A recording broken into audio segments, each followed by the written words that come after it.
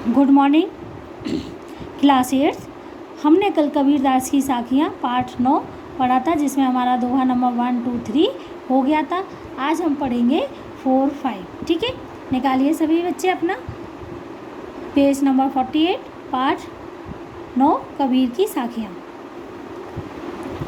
अब इसमें क्या कह रहे हैं कबीरदास जी? कबीर घास ना निंदिए जो पाँव तल होए, उड़ी पड़े जब आँख में खली दुहली होए।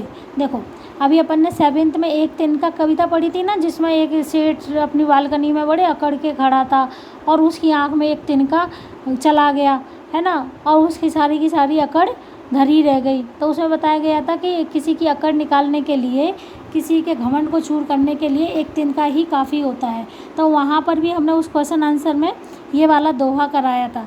कबीर घास ना निंदिए जो पाँव तल होए, उड़ी पड़े जब आँख में खरी दुवेली होए।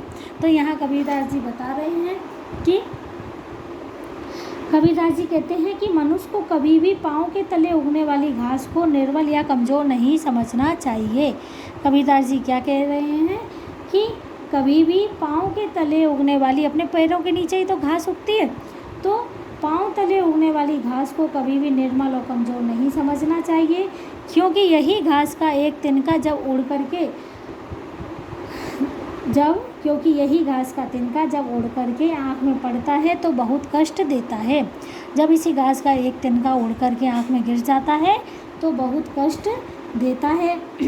दुर्लभ व्यक्ति भी किसी बलवान की सहायता पाकर, कबीरदास जी कह रहे हैं कि दुर्लभ व्यक्ति भी, कोई कमज़ोर व्यक्ति भी किसी बलवान की सहायता पाकर के अपना बदला लेने से नहीं चूकता है। कोई दुर्लभ व्यक्ति बलवान व्यक्ति की सहायता पाकर के अपना बदला लेने से नहीं चूकता है।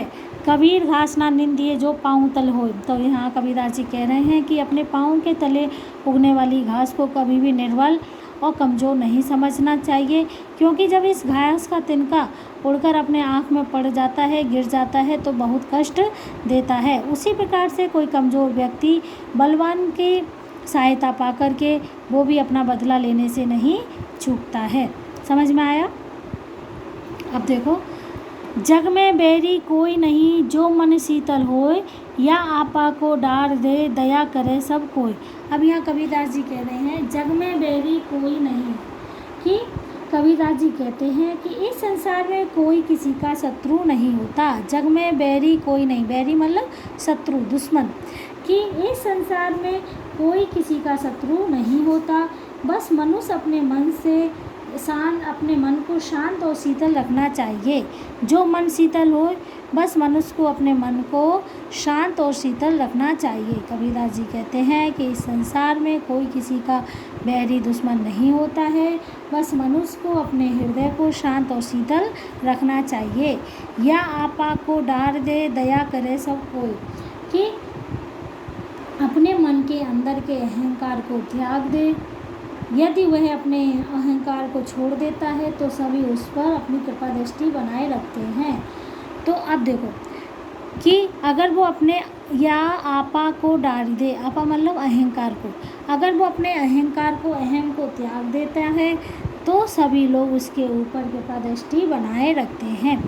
वापस से देखो, जग में बैरी कोई नहीं जो मन शीतल हो। यहाँ कबीरदास जी कहते हैं कि इस संसार में कोई किसी का बैरी नहीं होता, दुश्मन नहीं होता। बस इंसान को अपने मन को, हृदय को शीतल और शांत रखना चाहिए, और इसके लिए अगर वो अपने हृदय से अहंकार को निकाल देता है, अहम को छोड़ देता है, तो सभी लोग उसके ऊपर अपनी दया की, कृपा की दृष्टि बनाए रखते हैं। ठीक है बेटा, इन दोनों के आप भावार्थ कर लेना, ठीक है, कॉपी में, और आप मुझे सेंड कीजिए। ठीक है बेटा, इसके क्वेश्चन आंसर का वर्क मैं आपको सेंड कर दूँगी, वो वर्क आप कॉपी में करेंगे। ओके, गुड डे बेटा।